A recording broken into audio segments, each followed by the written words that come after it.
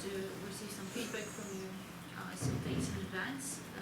In the first decade after the war, the Central Committee of Polish Jews represented the needs and interests of the country's Jews before the Polish government, supported the survivors, and negotiated on their behalf. The two departments of the committee, the Central Jewish Historical Commission and its legal department, supported the investigation and trials of Nazi perpetrators and local collaborators. They acted as an intermediary between Polish courts and the Jews, the organizations and individuals in the country and abroad. As the correspondence of these two departments shows, they helped gather evidence, provided legal consultations to survivors, and distributed the materials to Jewish institutions in other countries. In this talk, I'll concentrate on their efforts and the networks within the country and outside that helped to punish the perpetrators. So the Central Jewish Historical Commission was active in Poland between 1944 and 1947, and it was one of the first research centers for the collection and publication of the Holocaust testimonies, documents, and literature. In the first 2 years of its existence, it had a network of committees in different local commissions in many Polish cities. In 1945 was already 25 such commissions and individual correspondence and smaller centers. Within the first 3 years, almost 4,000 interviews and material from witnesses were gathered. The Historical Commission began publishing its findings in cooperating with organs of the state in documenting the Nazi crimes. In 1947, it was transformed into the Jewish Historical Institute, which exists until today. The cooperation with other institutions investigating Nazi crimes was an important part of the Historical Commission's work. They provided material to the main commission for the investigation of German crimes, which was an organ of the Polish state government, to the Polish prosecutor's office, to the courts, and they also worked with the Institute for National Remembrance later when it was established, and the Presidium of the Council of Ministers in Poland. The members of the Historical Commission had several meetings in 1945 at the beginning of its existence where they tried to decide what will be the scope of work in terms of punishing perpetrators of the Holocaust. So from their minutes, it's clear that they were convinced that all the Nazi criminals and even broader category of Germans and non-Germans should be punished, and they were determined to contribute to this process. They drafted a resolution, we have here, about the necessity to create the full list of all, quote, Hitlerite criminals, end of quote, and they were aware that many suspects were kept in the American and British controlled zones, and that the Polish government had difficulties with their extradition because of the lack of evidence. Therefore, in the opinion of Jewish survivors, members of the Historical Commission, they had to establish an all-national network of the Jewish commissions, and moreover, all Jewish institutions that worked with, political organizations, cultural organizations, youth circles, the sport organizations, they all had to join together in this need to work, and every single Jewish individual should make his impact towards the future justice as they saw it in 1945. They wanted people to cooperate with the local and central authorities and help Polish courts to sentence more perpetrators. As you see on the citation in the presentation, they listed the category of those who they considered as criminals, and this might work well with our yesterday's discussion about who's responsible. So the Jews in 1945 considered all Germans developing criminal activities in relation to the Jews in the years 1939 to 1945 and belonging to the following organizations: the Gestapo, Kripo, SS, Wehrmacht, not only commanders and officers, but also Wehrmacht soldiers, those who murdered prisoners of war and civilian population, the members of NSDAP, Nazi party, and who were active in Poland, the German administration, which relates to yesterday's Kiora's talk about Kaiser trial, the SA and German police, representatives of the German political life, representatives of the so-called, this is the citation, okay, German cultural life, and everyone else who is German, including the Volksdeutsche, and also the Jews who collaborated. So, as you can see, this is really broad understanding, which of course it was not made real in terms of like what we know happened later with the trials, but that was the opinion of the Jews after the war. They created an alphabetical list of war criminals. However, not a significant part of people from this list was extradited because of the issues connected to the Allies' policies about extradition. So one of the important partners for the Historical Commission was the Main Commission for Investigation of Nazi Crimes, which was Polish legal body, and they were also collecting materials and investigating crimes of German authorities. They had some legal possibilities, so they could start official investigations, and in terms of they were closer to the Polish system of justice than the Jewish Historical Commission, so they were an intermediary between them.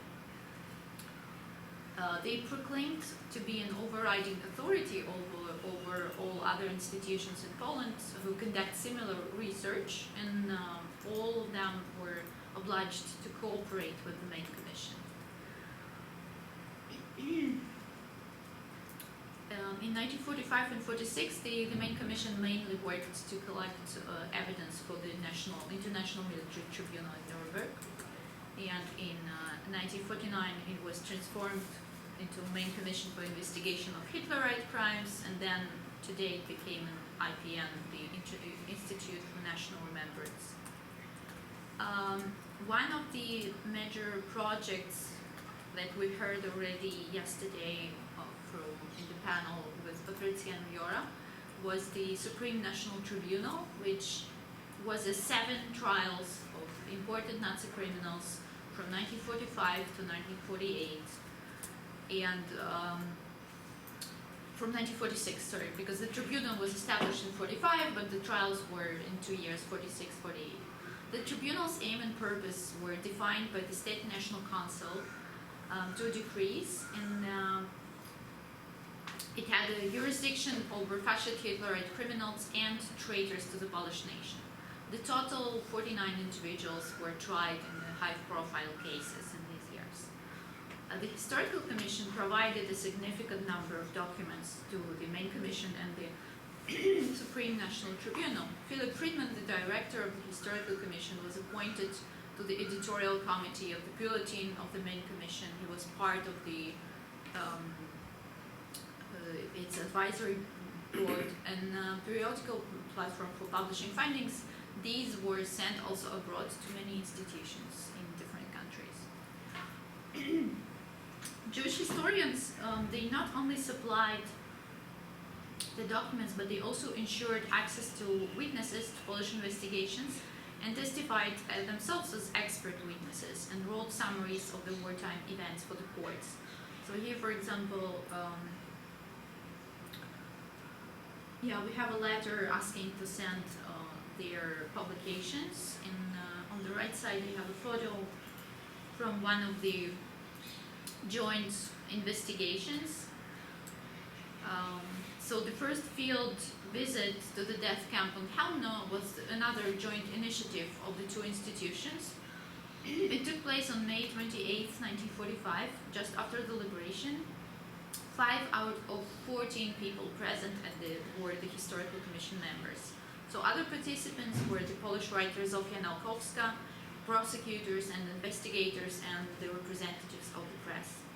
The report on this field trip written by the Historical Commission members stated that Helmno was the earliest death camp in Poland, and it was created as a planned site for mass killing.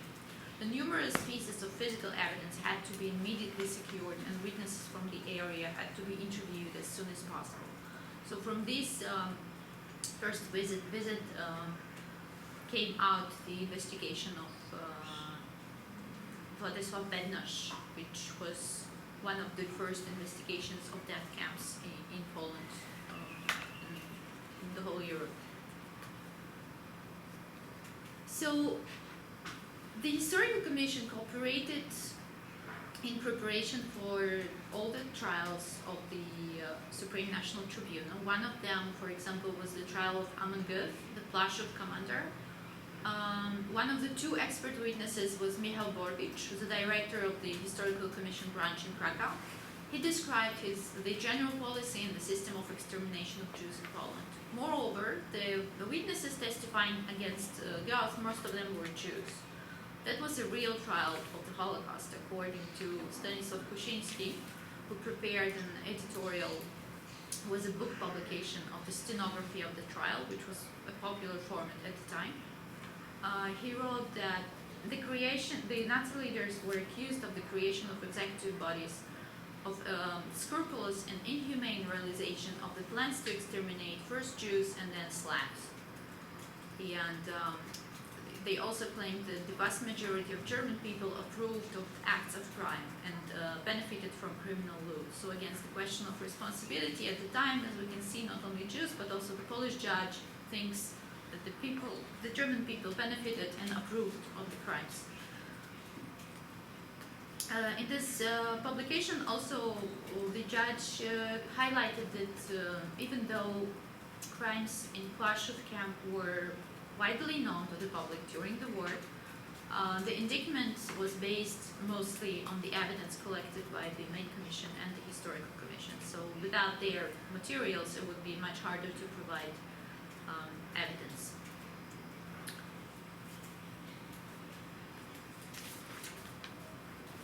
So the Historical Commission supplied evidence also for Nuremberg. When General Taylor came to Poland and asked the representatives of the government about what are the numbers of Jews who died or suffered from the forced labor, they did not have this data. So they turned to the main commission, which turns to the Historical Commission, which might have, and they provided this information. Also, for the Nuremberg, the Jewish Commission prepared the memorandum titled "The Annihilation of Polish Jews under the German Occupation," and it was presented as part of the evidence by Polish delegation to Nuremberg. The problems in cooperation between the two institutions, one Polish and one Jewish, they were connected to the pressure to give more material, to provide more detailed information at the time when detailed information often was hard to establish. And it's interesting that every official letter from the Polish Main Commission contains a formal reminder that it's appointed by a decree as a main institution. Everyone has to cooperate, and the cooperation is in everyone's interest. Sometimes the lack of understanding of the specifics of the Holocaust among investigators, especially non-Jewish ones, is the most striking issue. As a result, there were unrealistic demands on the Historical Commission. For example, in 1945, they received a request to give an exact number of Jews transported to each death camp from particular ghettos, and even to give exact number of all Jews exterminated in Poland, which was obviously really hard to do it at the time. Sometimes these requests were even more absurd. Investigating judge from Warsaw, Halina Wrenko, wrote a letter in 1946 asking the commission to send the copies of all materials related to the extermination of Jews, including political documentation of the Third Reich, Hitler's speeches, threats to the Jewish nation, and all German and local authorities' directives. So that would be like, I don't know, a full train of documents, if it would be possible even. But she did not understand that at the time, and this is really typical. The role of the Historical Commission was also to create a good impression of the Polish government abroad. Their publications were disseminated and their material were used. Like, for example, in 1946, the main commission used their material for the exhibition on Treblinka in Switzerland. And that was just one example. So now I wanted to move to another department. So we are talking about the same institution, the Central Committee of Jews in Poland, and they had these historians whose activities I just described now, but they also had a legal department. We might ask, what did the legal department do if all these trials were taken by historians? This is an interesting question that I'm trying to answer. So the legal department was also established in 1945, and at the beginning it was dealing with the organizational documentation.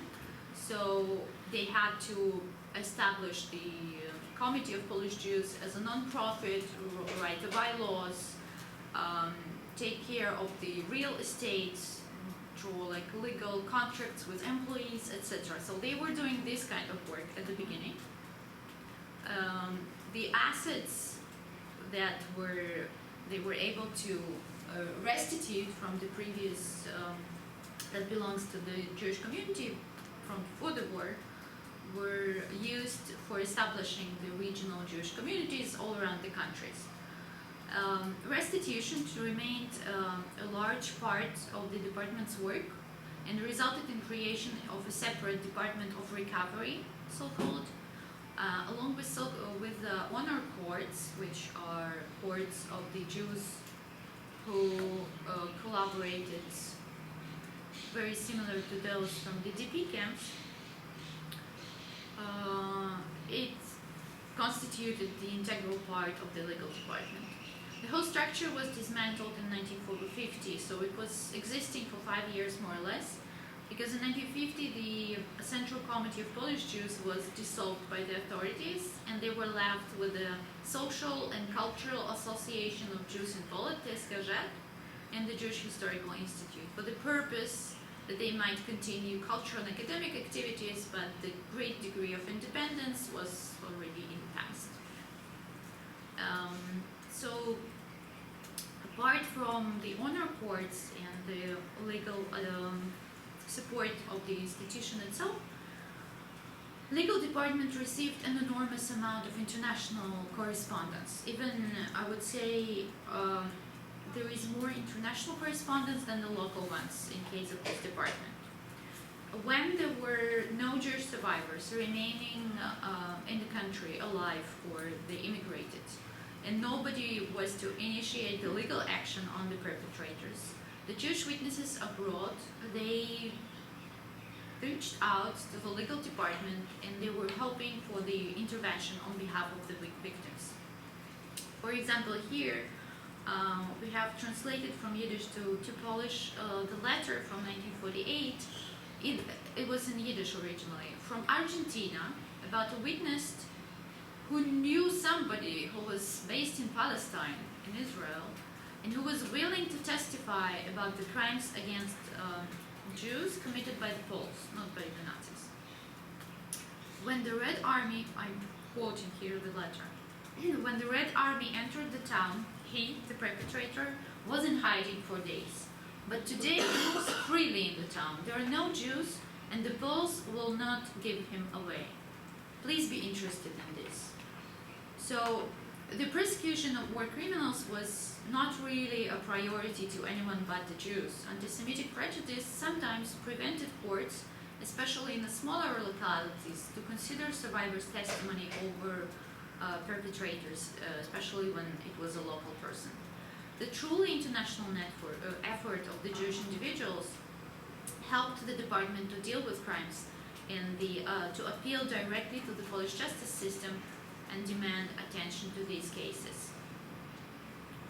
In the circumstances of the constant move of Jewish refugees, it was crucial to have a stable representation in the country, collecting evidence and passing it to the authorities, something that Jews who immigrated could not have done themselves. This function is common for Jewish community centers in many countries at the time, and the fact that they were connected and exchanged information via letters significantly improved the efficiency of the post-war quest for justice. In 1946, during the preparations to Rudolf Höss' trial, the legal department received a letter from the Central Jewish Committee in Linz, Austria, informing them about the Jewish survivor who was willing to testify, and asked to organize his participation in the trial.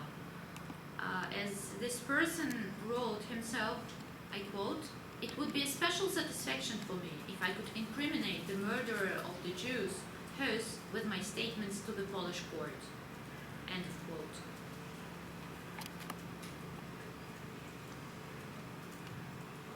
The legal department also had to deal with requests about crimes committed after the war. Israel Galler from Pardes Hana in Israel turned to the legal department with information about massacre of 13 Jews by, I quote, "a fascist gang of criminals under the sign of NSZ, National Armed Forces," which was an underground military organization in Poland. The department passed this case to the head military prosecutor in Warsaw, which in 1949 informed that the investigation was complete and the perpetrators were sentenced by district military court in Krakow, however, without providing further details on what the sentence was. But the really fact that the matter was taken upon, and because of the letter from Palestine, or from Israel already at that time, that was, I think, significant. In 1946, the Central Board of Jewish Communities in Greece informed the legal department that they had 2,000 potential witnesses who survived Auschwitz and other camps. They also proposed to collect testimonies under oath and send them for deposition. Apparently, the matter took a few months to reach the Supreme National Tribunal, which in March 1947 responded that they would be happy to hear those witnesses in Warsaw 12 days from the letter's time. Without a doubt, the tribunal would not offer to cover the travel costs for the survivors. In this case, like in many others, bureaucracy caused difficulties in investigations. However, without the proxy of the legal department, this information would probably not even reach the tribunal.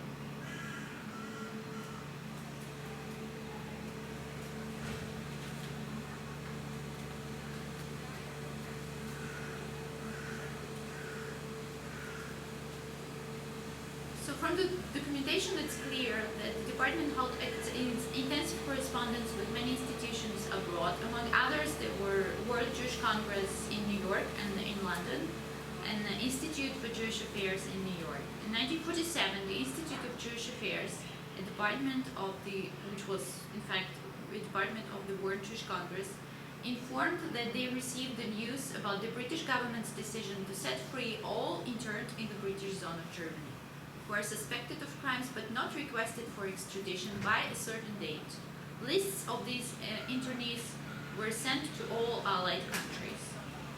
They, the Institute for Jewish Affairs, recommended that the Jewish legal department should contact the Polish government, and they, for sure, as the letter stated, will get access to these lists of suspected war criminals in order for them to ensure the extradition of these criminals before the British let them go. Quote, "Your government will give you the opportunity to review these lists received from British authorities so that you can identify those who are the war criminals from the Jewish point of view." So I think this is very important. The war criminals from the Jewish point of view might be different from the Allied point of view. The whole extradition situation was extremely complex and problematic at the time. It was already clear to Jewish leaders that the Allied countries had a different point of view who should be considered a war criminal. This international network cooperation allowed to attempt and achieve something that the Jews considered as justice.